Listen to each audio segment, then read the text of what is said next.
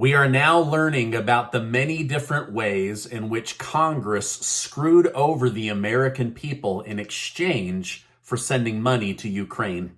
Biden is angry with the Supreme Court for blocking his ability to allow illegal immigrants to sneak into the country in the name of asylum. Social Security, SSI, SSDI, and lower income families were all overlooked, and Senator Joe Manchin says something must be done to save Social Security in 2023 or else. Thank you so much for liking and sharing these videos with family and friends. I really appreciate it, and thank you so much for coming back today.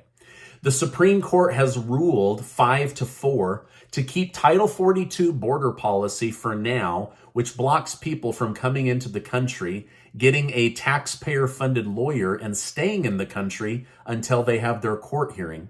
Title 42 was implemented at the beginning of the pandemic for the purpose of being able to expel migrants quickly to avoid too many people coming in with COVID-19. President Joe Biden has been trying to get the policy removed, but has hit a roadblock with the Supreme Court. While the ruling is not final, it will keep the policy in place until all sides can be heard and a legal decision can be made. President Biden stated the court is not going to decide until June, apparently, and in the meantime, we have to enforce it, but I think it's overdue. So basically, he's saying, begrudgingly, I'm going to keep this law, even though we know Mayorkas down at the border is allowing just about everybody to come through. To the media, President Biden is saying, we will uphold this law and we will follow these rules. Now, it does make you wonder, why would President Biden be so happy about millions of unknown people pouring into the United States of America and mad that the Supreme Court would slow the flow? I mean, what do you think Biden is thinking? Why does he want so many people to come into the country? Let me know your thoughts down below. I have a few thoughts, but I'd really like to hear from you. So let me know down below, please. Now, yesterday, I covered how a newly elected Republican representative that goes by the name of George Santos, if that's even his real name, was caught lying big time. Now, leading up to the New York elections, Santos lied about his education, his experience, and even his genealogy background about being Jewish. Now, Santos stated, I'm embarrassed and sorry for having embellished my resume. I own up to that. I did something stupid in my life. His opponents have since called for him to resign and for a new special election to be held. In an interview that Santos did with Tulsi Gabbard, Santos avoided taking accountability, but she called him out and said, do you have no shame for what you've done and the lies that you've told? Let me know down below. Do you think this guy should resign? Or is this just par for the course, having liars in Congress? Let me know your thoughts. Now, Ukraine's foreign minister has offered Russia a way out of the war by February of 2023, so in like 60 days. After Putin stated that he's trying to negotiate, Ukraine has responded with their own offer. The offer is simple. If Russia agrees to war crime trials in an international court, then Ukraine will agree to negotiate for peace. The United Nations Commission has already found evidence that Russia is guilty of a vast majority of war crimes, so it's unlikely that Putin and the Russian Federation Army will take the bait, as nobody wants to be tried for war crimes. So I think that this is now them just playing political war games and chess against each other. Former President Donald Trump has responded to President Joe Biden's plan to make becoming a U.S. citizen easier. Trump stated, I don't like making it easier. No, I don't think we should make citizenship easy. We should make citizenship responsible. You have to be responsible if you want to become a citizen. I would disagree with it. What do you think? Should the United States make becoming a U.S. citizen easier or harder in order to keep the country moving forward? Please let me know your thoughts down below. I know we need many workers in many industries, but I think it's also important to know who's coming into the country, right? Now, did you know that the Department of Homeland Security's admitted in a sworn testimony just a few days ago that just this year, 600,000 people snuck into the United States through the southern border, and 30,000 criminals with historical criminal backgrounds were stopped at the border, some of whom were convicted and deported, and they're now trying to sneak back in for a third, fourth, or fifth time.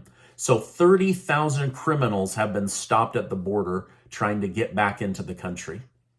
The major stock indexes are all red today with an average loss of 1.5%. Gold and silver are also slightly down, as well as the major cryptocurrencies.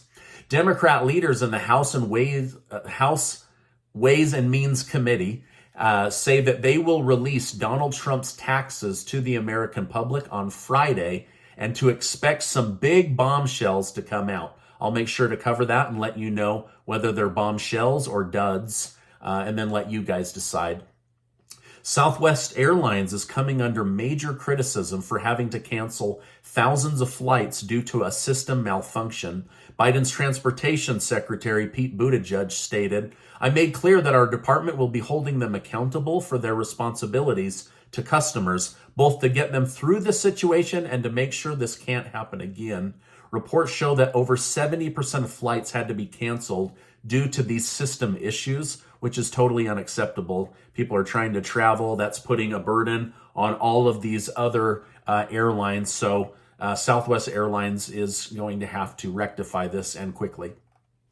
A new Rasmussen poll has shown that 63% of Americans believe that Congress should investigate whether the FBI has been involved in censoring other social media platforms. I mean, we already know the answer to this, right? But unlike Twitter, who had a new owner, Elon Musk, who believes in freedom of speech and will allow this information to come out, I doubt that these other social media platforms are just going to willingly say, here's where we covered up, here's where we manipulated, here's where we colluded with the government, here's where we censored free speech, here's where we took people down for breaking community guidelines, even though they didn't break community guidelines, but they can't prove it. Therefore, we get to kick them off the platform. So it is going to take Congress to step in with an iron fist in order to get this information.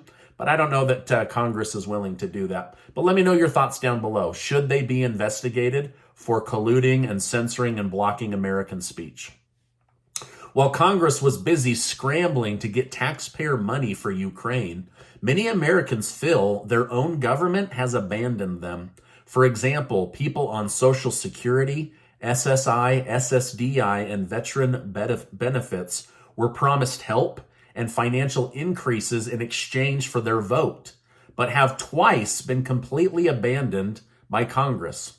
The Biden administration made zero effort to get families with children the child tax credit monthly check, which they promised and said it was the greatest program Democrats have come up with since Social Security and the welfare programs after World War I, even though it was Mitt Romney, a Republican, who originally came up with the idea.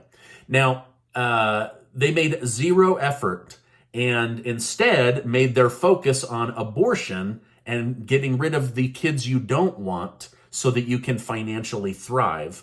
And so they made no effort to help people that already have children here on planet Earth with additional financial help.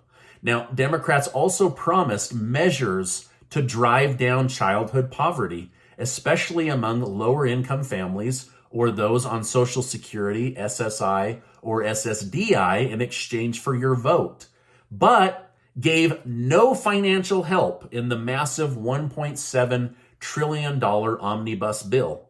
Instead, that money went to Ukraine instead of to American families, seniors, those on disability, or those with children. Congressman Brown and Portman tried to put forward a bipartisan bill to link SSI benefits to inflation, but it was shot down and blocked in the omnibus bill, citing not enough money to help the elderly, blind, and the disabled. But again, helping Ukraine was the number one priority of the Senate, according to their own words, not according to me. Another bill blocked would have allowed $1,000 a year to go towards an emergency fund for lower income families where they could save that money and not be taxed on it, almost like a mini Roth IRA, but the ability to use that money before you're 59 and a half. However, that emergency fund idea was also shot down, again, in exchange for getting money over to Ukraine. Senator Joe Manchin, along with several other Republican senators, says that the big focus of 2023 must be improving and saving the Social Security program, which right now is on course to run out of money within a decade. Former FTX CEO Sam Bankman-Fried was released on a $250 million bond. Now people are saying, where are you and your family getting all of this money? Shortly after, wallets associated with the sister company of FTX suddenly saw money transferring out to private wallets. This has led to the speculation that SBF may be attempting to gather funds and flee the country, but this has not been confirmed. Now, do you think that he should be allowed to be on house arrest with his mom and dad? Or should this guy be sitting in a jail after cheating people out of billions and billions and billions of dollars? Also, did you know that within days of filing bankruptcy, close to $350 million of investor money suddenly and without warning vanished off the network?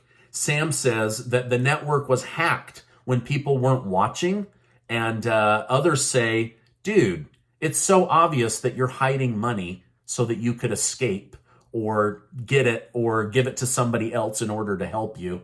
I mean, this guy has dishonesty written all over him, right? Before it was like, oh, here's this crazy guy in the Bahamas with wild hair. He's such a genius. He's the next JP Morgan banker. And yet the guy's a total idiot. And he just stole tens of billions of dollars and then stole a bunch more even after the bankruptcy. I mean, it's absolutely insane. Now, this is my update for today. As I know more, I will definitely come on and share more with you. You guys, I read so many crazy stories. I don't even have time to share them all with you. I just bring you the big 10 or so each and every day. Now, Casey and I are opening up the January giveaway early to those that would like to follow the link and go sign up. I'm going to personally do financial coaching over Zoom with 10 of you. We can go through your debt, create a money plan, a retirement plan, whatever it is you want. And on top of that, you're going to win $500 in cash to start you off on the right foot. So we're so excited to be able to do that. I'm going to donate my time, and sponsors are going to donate the money. And so we're really, really excited to do that. Now, before you leave today's video, please let me remind you that you are amazing, just in case nobody else tells you that today. Also, before you go, please check out this super important video and get subscribed to the channel. Hey, thank you so much for stopping by today. I hope you enjoyed it, and I will see you on the next video.